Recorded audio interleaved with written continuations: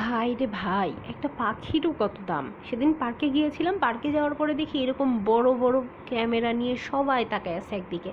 আমি তো ভাবলাম পার্কে বোধহয় শুটিংই শুরু হয়ে গেছে।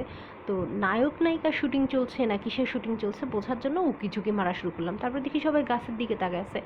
আমিও গাছের দিকে জুম করে তাকায় থাকলাম যে গাছের ডালে নায়ক নায়িকা বসে আছে কিনা। ও মা, দেখি কিছুই নাই।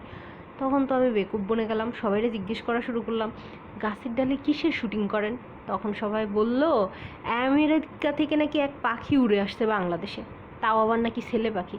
তারে দেখার জন্য মানুষ এই বড় বড় ক্যামেরা নিয়ে বসে আছে। হায় রে খোদা, আমারই কোনো দাম নাই? মানুষের একখান আমেরিকা থেকে পাখি উড়ে এসে তারও দাম আছে।